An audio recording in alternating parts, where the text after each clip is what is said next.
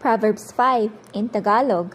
Anak ko, pakinggan mo ang aking karunungan, ikiling mo ang iyong pakinig sa aking unawa, upang makapag-ingat ka ng kabaitan at upang ang iyong mga labi ay makapag-ingat ng kaalaman, sapagkat ang mga labi ng masamang babae ay tumutulo ng pulot at ang kanyang bibig ay madulas kaysa langis.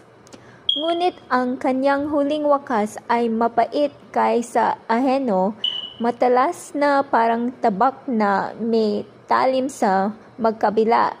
Ang kanyang mga paa ay nagsisibaba sa kamatayan, ang kanyang mga hakbang ay nagsisihawak sa Sheol, na anupat hindi niya nasusupungan ang kapatnatagan ng landas ng buhay. Ang kanyang mga lakad ay hindi panatag at hindi niya nalalaman. Ngayon nga, mga anak ko, dingin ninyo ako at huwag kayong magsihiwalay sa mga salita ng aking bibig. Ilayo mo ang iyong lakad sa kanya at huwag kang lumapit sa pintuan ng kanyang bahay. Baka mo ibigay ang iyong karangalan sa iba at ang iyong mga taon sa mga mabagsik. Baka ang mga di kilalang babae ay mapuno ng iyong kalakasan at ang iyong mga pinagpagalan ay mapasa bahay ng kaapid. At ikaw ay mananggis sa iyong huling wakas, pagka ang iyong laman at ang iyong katawan ay natunaw, at iyong sabihin, bakit ko kinayamutan ang turo at hinamak ng aking puso ang saway? Ni hindi ko man sinunod ang tinig ng aking mga tagapagturo o ikiling ko man ang aking pakinig sa kanila na mga nagturo sa akin.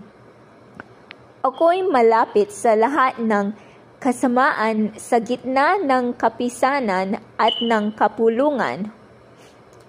Uminom ka ng tubig sa iyong sariling tipunan ng tubig at sa nagsisiagos na tubig sa iyong sariling balon. Mananabog ba ang iyong mga bukal sa kaluwangan at mga agos ng tubig sa mga lansangan? Maging iyong mag-isa at huwag sa di kilala na kasama mo. Pagpalain ang iyong bukal at magalak ka sa asawa ng iyong kabataan. Gaya ng maibiging usa at ng masayang usang babae, bigyan kang katiwasayan ng kanyang dibdib sa buong panahon, at laging malugod ka sa kanyang pag-ibig. Sapagkat bakit ka malulugod, anak ko, sa ibang babae, at yayakap sa sinapupunan ng di kilala, sapagkat ang mga lakad ng tao ay nasa harap ng mga mata ng Panginoon, at kanyang pinapatag ang lahat niyang mga landas. Ang sarili niyang mga kasamaan ay kukuha sa masama, at siya'y matatalian ng mga panali ng kanyang kasalanan. Siya'y mamamatay sa kakulangan ng turo at sa kadahilanan ng kanyang pagkaulol ay maliligaw siya.